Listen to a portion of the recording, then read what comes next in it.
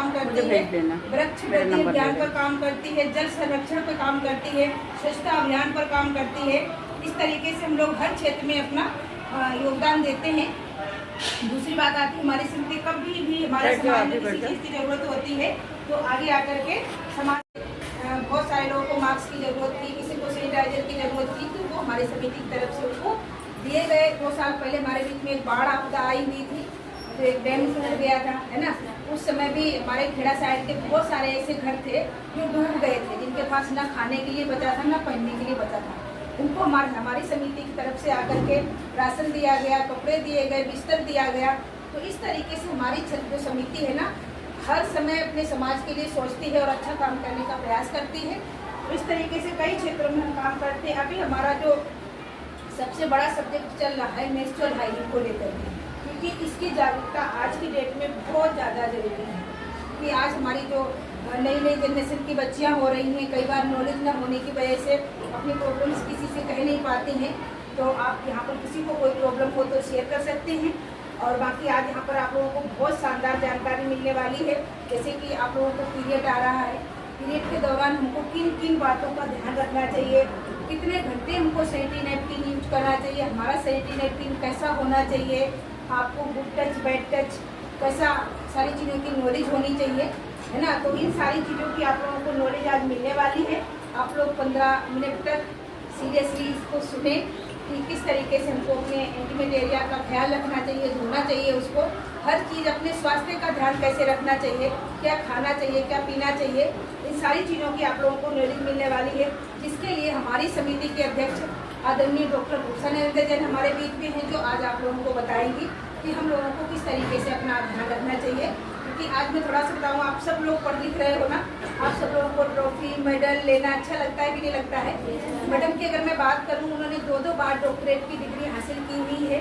आज अपनी काबिलियत के दम पर 100 से भी ज़्यादा नेशनल और इंटरनेशनल अवार्ड हासिल किए हैं, जो उस ऑफिस में आपको देखने को मिलेंगे। कभी भी मन करे तो देखने आना, उससे बहुत सारे लोगों को मोटिवेशन मिलता है, मुझे भी करना चाहिए।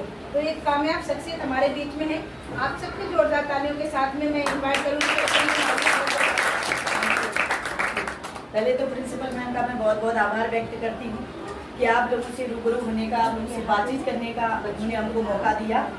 और एक बार प्रणाम करती हूँ मैम को, और बहुत बहुत स्वागत है आप सभी का। सुनने को तैयार हैं? आज हम कुछ नई चीज़ सीखेंगे, तो सबसे पहले मैं कुछ बातचीत आप सबके बीच में करना चाहती हूँ। तैयार हैं? Yes ma'am. Thank you.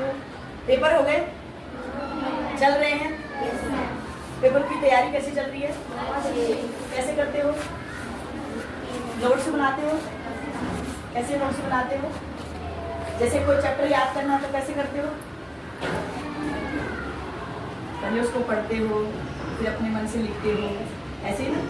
बहुत बढ़िया, बहुत अच्छी बात है। हम लोगों को कोई भी जिंदगी में काम करें, हमको अपना 100% देना चाहिए। पेपर चल रहे हैं, अपने को पूरा का पूरा फोकस, कॉन्सेंट्रेशन पूरा का पूरा एग्जाम में होना है अभी, है ना।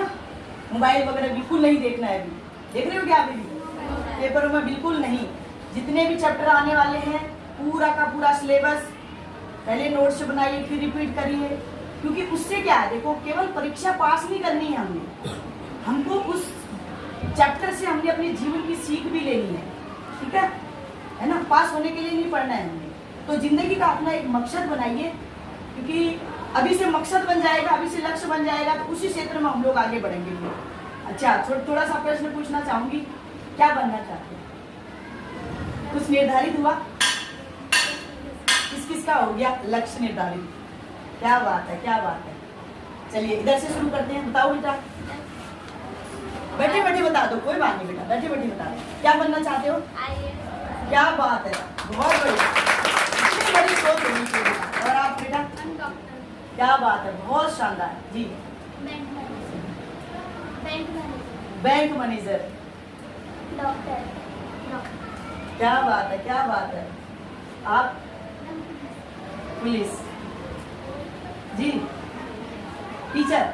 क्या बात है। मतलब कहने का मतलब ये है कि हमारी बच्चियां अभी से लक्ष्य निर्धारित कर चुकी हैं कि मुझे इस क्षेत्र में आगे जाना है। बहुत बढ़िया। जिंदगी में मकसद होना, लक्ष्य होना बहुत जरूरी है। जब तक लक्ष्य नहीं होगा सुबह हमारा उठना लक्ष्य होता है, सुबह हमारा स्कूल आना लक्ष्य होता है, ये हमारे डेली के लक्ष्य होते हैं। लेकिन जिंदगी का एक बहुत बड़ा मकसद कि हम इस दुनिया में आए हैं, हमारे मम्मी पापा ने हमको विषम परिस्थितियों में अपना ना खा के अपने लिए कमी करके हम लोगों को पढ़ा लिखा रहे हैं, बढ़िया से बढ़िया स्कूल में पढ़ा रहे हैं। तो हमने उनको कुछ करके दिखाना है और जिंदगी में कुछ ऐसा करना है कि हम उनका नाम रोशन करें, अपने टीचर का नाम रोशन करें, अपने स्कूल का नाम रोशन करें। इस तरह का लक्ष्य, इस तरह का मकसद हमको लेना ही लेना है और उस मकसद को हर समय अपने दिमाग में चलने दीजिए, तभी आप पढ़ने के लिए हर समय अटेंशन रहेंगे। अगर जिंदगी में मकसद नहीं होगा तो हम अपना टाइम इधर उधर खराब करते रहेंगे। लक्ष्य बनाना बहुत जरूरी है। मोबाइल का भी टाइम टेबल आप सेट करिए, कितनी देर तक मोबाइल देखना है और मोबाइल में मुझे क्या चीज देखना है, जिस क्षेत्र में मैं आगे बढ़ना चाहती हूँ वही चीज मुझे मोबाइल में देखनी है। अगर अभी से हम लोग लक्ष्य बना लेंगे तो जिंदगी में हम लोगों को बहुत बड़ी ऊंचाई छूने से, कोई कामयाब होने से कोई रोक नहीं सकता है ना। जरूरी नहीं है, ये मायने नहीं रखता है अभी हम किस हाल में है, हमारे मम्मी पापा किस हाल में है। मायने ये रखता है हम जाना कहाँ चाहते हैं, हम पाना क्या चाहते हैं, जिंदगी में बनना क्या चाहते हैं। ठीक है, बहुत बढ़िया लगा आप लोगों से मिलके। वैसे भी मैं हमेशा बोलती हूँ, आज हमारी बहन बेटियां ना किसी क्षेत्र में कम नहीं है, कोई क्षेत्र ऐसा नहीं है जहाँ पर हमारी बेटियां नहीं है। तो अभी से लक्ष्य बना लिया, ये बहुत बड़ी बात है ना। तो सबका लक्ष्य, जिसने भी अभी तक नहीं बना रखा वो भी लक्ष्य बनाइए। चलिए आगे बढ़ते हैं, ज्यादा समय नहीं लेना है आप लोगों का। एक आप लोगों ने सुना होगा कई बार, गुड टच और बैड टच, सुना है? किसने सुना है? बहुत बढ़िया, बहुत बढ़िया। सबको पता होना चाहिए बेटा गुड टच और बैड टच क्या है, क्योंकि कई बार क्या होता है ना, हमारे समाज में बहुत सारे अराजक तत्व होते हैं जो हमको नुकसान पहुंचाने का काम करते हैं। उन अराजक तत्वों से हमको बचना कैसे है, उसके लिए हमको सतर्क रहना बहुत जरूरी है। सतर्कता कैसे? जैसे हमारे पीछे कौन आ रहा है, हमारे बगल में कौन बैठा है, ये क्या करना चाहता है, सतर्क रहना। कहीं हम टुक टुक में या कहीं पर जा रहे हैं, ऑटो में, अपनी गाड़ी में, तो बहुत जरूरी है अलर्टनेस। अगर हम अलर्ट रहेंगे तो हमको कोई नुकसान नहीं पहुंचा सकता है। एक गौरा शक्ति ऐप आती है हमारे उत्तराखंड सरकार ने, हम महिलाओं के लिए, हम बहन बेटियों के बचाव के लिए एक गौरा शक्ति ऐप को डिजाइन किया गया है। पता है? किसी को पता है? गौरा शक्ति ऐप आपके मोबाइल में होना चाहिए बेटा। घर में भी अपनी मम्मियों को गौरा शक्ति ऐप डाउनलोड करके देना, क्योंकि वो हमारी सुरक्षा कवच है। गौरा शक्ति ऐप में ऐसी ऐसी चीजें हैं, जैसे माना हम कहीं जा रहे हैं, हमारे साथ कोई दिक्कत हो गई, तो वहां पर एक रेड बटन आता है, उसको जैसे ही हम क्लिक करेंगे तो अपने आप वहां के आसपास की पुलिस हमको ट्रस्ट करके हमारे पास पहुंच जाएगी। ठीक है, और गौरा शक्ति ऐप के माध्यम से हम महिलाओं के, हम बहन बेटियों के बहुत सारे अधिकारों के बारे में उसमें जानकारी है। कोई भी कंप्लेन, कोई भी किसी भी बहन बेटी के साथ कोई दिक्कत हो रही है, उसमें कंप्लेन भी आप दर्ज कर सकते हो। और अपने नजदीकी किसी दूसरे शहर में अगर आप गए हो, अपने नजदीकी वहाँ के जितने भी अधिकारी लेवल हैं उनसे भी आप संपर्क कर सकते हो। तो गौरा शक्ति ऐप को हमको यूज करना बहुत जरूरी है। ठीक है, करेंगे? कौन कौन बच्चे करेंगे? बहुत बढ़िया, बहुत बढ़िया, जोरदार ताली। गौरा शक्ति ऐप हमारा सुरक्षा कवच है। अब बात आती है देखो गुड टच बैड टच की। ठीक है, बैड टच क्या है मैं स्पष्ट रूप से बोलना चाहती हूँ, क्योंकि मैं शर्माती नहीं। बैड टच क्या है? क्या है? Bad touch. ठीक है, नेक बैड टच, चेस्ट, हिप्स और हमारा इंटीमेट एरिया बैड टच। इन जगहों पर कभी भी कोई अगर छूता है हमको, हमने तुरंत अलर्ट हो जाना है और उनसे दूर हट जाना है और अपने पेरेंट्स को उनकी शिकायत करनी है, अपने टीचर्स को बताना है। कहीं पर भी कोई भी हमको किसी भी प्रकार के लिए गुमराह कर रहा हो। आजकल क्या है बेटा, हमारे समाज में बहुत सारे अराजक तत्व, जैसे मैंने आपको बोला, वो मोबाइल के माध्यम से, जैसे आप मोबाइल चलाते हो, वो आपका नंबर ले लेंगे कहीं से, फिर आपको गुमराह करने का प्रयास करेंगे, आपको बोलेंगे आप ऐसा करोगे तो ऐसा करेंगे, हम नहीं तो आपको ये नुकसान पहुंचा देंगे। इस तरह की कोई भी गतिविधि होती है तो आपको तुरंत ही उसके बारे में अपने टीचर को और अपनी माँ को बताना है, अपने पेरेंट्स को बताना है। ठीक है, कोई भी बात छुपाना नहीं है। कोई भी समाज में हमको किसी भी प्रकार से गुमराह कराने का प्रयास करता है तो उस बात को हमने छुपाना नहीं है। बहुत सारी बच्चियों को इस दलदल में डूबते हुए हमने देखा है बेटा। क्योंकि एक बार जब बच्ची डूब जाती है फिर आगे से आगे वो अराजक तत्व उनसे कई तरह के ऐसे कर्म करवाने लग जाते हैं कि वो उस दलदल से निकलना उनका मुश्किल हो जाता है। ठीक है, तो क्या करेंगे, सतर्क रहेंगे। क्या करेंगे बेटा, सतर्क रहेंगे। वो किसी भी अराजक तत्व की गतिविधि को अपने इंटीमेट एरिया में कई बार ऐसी भयंकर बीमारी हो जाती है जिसका इलाज करना मुश्किल होता है और उनको वो अंग निकालना पड़ता है। आज हमारे देश में ये वाली बीमारी बहुत ज़्यादा बढ़ रही है। जैसे प्राइवेट पार्ट से लेकर इंटीमेट एरिया में जलन है ना, स्किन इरिटेशन है, यूरिन इन्फेक्शन है ना, कई बार आपने सुना होगा सिस्ट की प्रॉब्लम हो गई है ना, तो सिस्ट की प्रॉब्लम हो गई, यूटीआई आपने सुना होगा, पीसीओडी आपने सुना होगा, पीओएस आपने सुना होगा। इस तरह की जो भयंकर बीमारियां हमारे इंटीमेट एरिया में हमारे देश की बहन बेटियों के इंटीमेट एरिया में हो रही हैं। क्या उसको रोकना नहीं चाहिए? कौन कौन चाहता है रुकना चाहिए? हेलो, नहीं रोकना है, रोकना है। पता है इसका आंकड़ा क्या है? आज हमारे देश का आंकड़ा है हर 8 मिनट बाद हमारे देश की एक बहन बेटी यूट्रस कैंसर की शिकार हो रही है, सर्वाइकल कैंसर की शिकार हो रही है। और अगर हमने इसकी जागरूकता नहीं करी, आने वाले भविष्य में हर 1 मिनट बाद हमारे देश की बहन बेटी इसकी शिकार होगी और उसमें कोई भी हो सकता है, हम में से भी कोई हो सकता है अगर हमने जागरूकता नहीं करी तो सबसे पहले हमको अपनी स्वच्छता का, साफ सफाई का विशेष ध्यान रखना है। रोज नहाना है, रोज साफ सफाई अपनी इन गर्मियों में तो ज़्यादा ही ध्यान रखना है ना। और दूसरी बात, जब हमारी माहवारी आती है, कितनी हमारी बालिकाओं को, कितनी हमारी बेटियों को माहवारी आनी शुरू हो गई है। पीरियड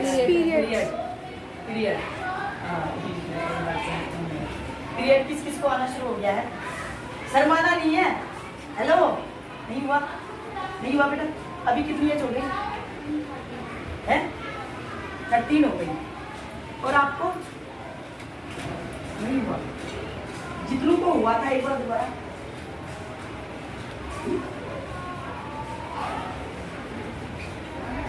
नहीं होना भी बहुत बड़ी प्रॉब्लम हो रही है। ठीक है बेटा, देखो जिनको हो गया उनको थोड़ा बहुत पता है कैसे होता है, क्या होता है। जिनको नहीं हुआ है मैं उनके लिए कहना चाहती हूँ, देखो ये होता है, ये हम महिलाओं की नारीत्व की निशानी है ना। और इस चीज को हम अलग से कहीं से नहीं लाए हैं, ये एक बायोलॉजिकल प्रोसेस है, प्राकृतिक प्रोसेस है। जैसे जेंट्सों की मूंछ आती है वैसे ही हम महिलाओं की माहवारी आती है। ठीक है, तो इसके लिए आपको कभी भी शर्माना नहीं है। इसके लिए बिल्कुल भी बैड बैक्टीरियाज होते हैं जो हमारे इंटीमेट एरिया में प्रवेश करना शुरू कर देते हैं और हमको बीमारियों की तरफ लेकर जाते हैं। तो हमको 100% कॉटन का ही सैनिटरी नैपकिन यूज करना है। जिनको पीरियड आता है करते हैं, नैपकिन यूज कर रहे हैं, लेकिन कैसा करना है? बायोडिग्रेडेबल करना है। 100% कॉटन का ही सैनिटरी नैपकिन यूज करना है। और शुरुआती जब फ्लो होता है इसमें सैनिटरी नैपकिन यूज करके 100% कॉटन का करना है। मैं आपको दिखाना चाहती हूँ जब हमारा शुरुआती फ्लो होता है। आज मार्केट में हमको जागरूक होना बहुत जरूरी है। मार्केट में बहुत सारे ऐसे सैनिटरी नैपकिन बिक रहे हैं जिनके ऊपर पॉलीप्रोपिलीन लगी रहती है, यानी कि प्लास्टिक की लेयर लगी रहती है, जिसको हम अपना 3-4 घंटे लगाते हैं तो कहीं ना कहीं स्किन इरिटेशन, रेडनेस और कई बार हीट की वजह से हमारे सर में दर्द होना और भी बहुत सारी प्रॉब्लम शुरू हो जाती हैं। दूसरा, वो मिट्टी में घुलता नहीं है क्योंकि वो प्लास्टिक का है, तो हमारे पर्यावरण के लिए भी वो बहुत ज़्यादा नुकसानदायक होता है। इसलिए हमको 100% कॉटन का ही सैनिटरी नैपकिन को यूज करना चाहिए। दूसरा, जब शुरुआती फ्लो होता है हमारा, हमेशा इस तरह का जो ये अनियन स्ट्रिप लगी रहती है इंटीमेट एरिया के लिए, ये एक दवाई का काम करती है। ये एंटी फंगस है, क्योंकि जब हमारे पीरियड आते हैं तो हमारा यूट्रस का मुंह खुला रहता है। उस दौरान बीमारियां ज़्यादा घर करने के चांसेज होते हैं, बैड बैक्टीरिया ज़्यादा प्रवेश करने के चांसेज होती हैं। तो ये एंटी फंगस है, क्या है? एंटी फंगस है। ये एक गार्ड का काम करता है। किसका काम करता है? ये गार्ड का काम करता है। तो इसी तरह का शुरुआती फ्लो जब होता है तो हमको इस तरह से एक्स्ट्रा लॉन्ग को ही यूज करना चाहिए और एंटी फंगस वाला यूज करना चाहिए। उसके बाद जो आज हम देख, और जब आप इसको डिस्पोज करेंगे, ठीक है, और कभी भी सैनिटरी नैपकिन को कितने घंटे तक लगाना है ये भी हमको नॉलेज होनी चाहिए। 4 से 5 घंटे ही हमको सैनिटरी नैपकिन को यूज करना है। उसके बाद चेंज करना है। चेंज करने से पहले आप जो आपने यूज किया है उसको अच्छे से फोल्ड करना है, अखबार में लपेट के डिस्पोज करना है। ओके, उसके बाद अपने इंटीमेट एरिया को हमने साबुन से नहीं धोना है। किससे धोना है? इंटीमेट वॉश से धोना है। इंटीमेट वॉश जो आज हम आपको देके भी जाएंगे। ये देखिए, ये इंटीमेट वॉश है ना। जैसे हम अपने बाल धोने के लिए क्या करते हैं? शैम्पू। फेस धोने के लिए फेस वॉश। नहाते किससे हैं? साबुन से। और हमारा बर्तन धोने वाला साबुन अलग होता है, कपड़े धोने वाला साबुन अलग होता है। उसी तरीके से हमारे इंटीमेट एरिया का पीएच लेवल अलग होता है, ठीक है। 4+ होता है और साबुन का पीएच लेवल 8+ होता है। इसलिए हमको अगर हम साबुन लगाते हैं तो हमारा पीएच लेवल संतुलित नहीं हो पाता है। कई बार हमारा इंटीमेट एरिया पूरा काला पड़ जाता है। इसलिए इंटीमेट एरिया को धोने के लिए, पीएच लेवल को बैलेंस करने के लिए इंटीमेट वॉश आता है। इसी का यूज करना है हमको, ताकि हम साफ सफाई रख सकें, ठीक है।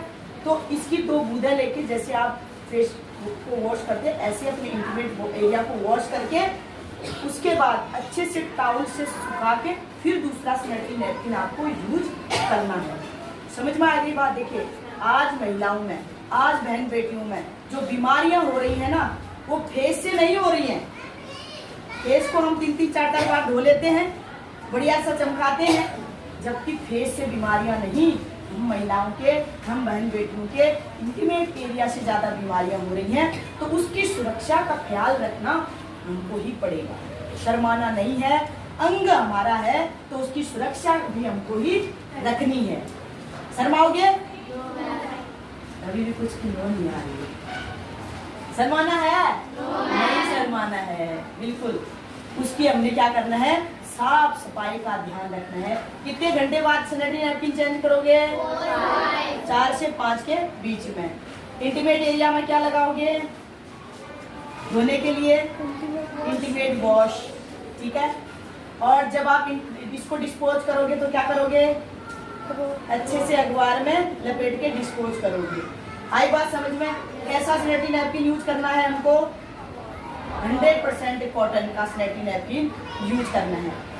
बहुत बढ़िया, बहुत अच्छे तरीके से आप लोगों ने सुना। मुझे बहुत अच्छा लगा। मैं उम्मीद करती हूँ कि इस जागरूकता को आप अपने घर में अपनी बहन को, अपनी मम्मी को, आपकी सहेलियों को भी शेयर करेंगे, ताकि हम ये जो बीमारी हमारे देश में लगातार बढ़ रही है उसको हम बहन बेटियां ही मिलकर कम कर पाएंगे। क्योंकि इसकी बात हम एक दूसरे से हम ही करते हैं ना, करते हैं नहीं करते? और बहनें एक दूसरे से शेयर करती हैं, दोस्त एक दूसरे से शेयर करती हैं, और इसका इलाज भी हम एक दूसरे से करते हैं। और जब माहवारी आती है तो बहुत सारा ब्लड लॉसेज हमारा हो जाता है। तो उसकी भरपाई के लिए, ताकि आयरन कैल्शियम हमारे शरीर में कम ना हो जाए, उसके लिए हमने किशमिश खाने हैं। गुड़ का यूज करो, चीनी कम से कम खाओ, गुड़, मट्ठा पियो, दही छाछ इसका यूज ज़्यादा करो, ठीक है। और एक अगर ज़्यादा किसी के अंदर खून की कमी है तो न्यूट्रीचार्ज वुमेन करके टैबलेट आती है जो स्पेशली महिलाओं के लिए बनाई गई है, उसका यूज करो। क्योंकि वो स्पेशली 50 तरह के पोषक तत्व उसके अंदर फल फ्रूट डाले हैं हमारी बॉडी के लिए, जब से हमारी माहवारी आनी शुरू होती है। तो यहीं पर मेरी बात समाप्त होती है। और कुछ रह गया मैं? ये हमारे लोकल की है। इन 3 समितियों के माध्यम से हमारा क्या हो रहा है, एक पूरे महीने भर, आज कितनी तारीख है? 18। आज हमको 18 दिन हो चुके हैं लगातार महिलाओं को, बहन बेटियों को जागरूक करते हुए। ये महीना सहना नहीं कहना है, क्योंकि स्वस्थ रहना हमारा हक है। क्योंकि स्वस्थ रहना हमारा हक है। कहना नहीं, सहना नहीं, कहना है, क्योंकि स्वस्थ रहना हमारा हक है। माहवारी उपहास नहीं उपहार है,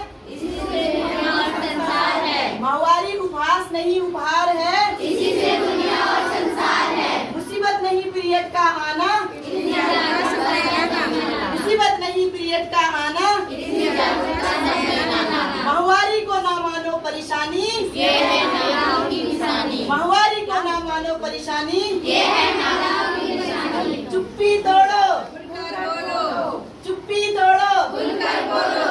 थैंक यू सो मच बेटा, बहुत बहुत धन्यवाद आपसे। मैं क्रिएटिव ग्लोबल स्कूल की principal Manisha doctor Usha Narendra Jain ma'am का बहुत बहुत धन्यवाद करती हूँ कि वो हमारे स्कूल में आए। वह अपने महिला एवं सामाजिक जागरूकता कल्याण समिति, सरोज देवी फाउंडेशन, NCWDC के संयुक्त तत्वाधान में आयोजित मेंटुअस हाइजीन के कार्यक्रम में हमारे स्कूल को उन्होंने समय दिया। उन्होंने बच्चों को 5th क्लास से लेकर 8th क्लास की सभी गर्ल्स को पीरियड्स के बारे में अवेयर किया, गुड टच बैड टच के बारे में बताया, साथ ही साथ उनके उज्जवल भविष्य की कामना की। हम मैम का बहुत बहुत धन्यवाद करते हैं कि उन्होंने अपने बिजी शेड्यूल में से थोड़ा सा समय निकाला और हमारे बच्चों का मार्गदर्शन किया और उन्हें आगे बढ़ने के लिए प्रोत्साहित किया।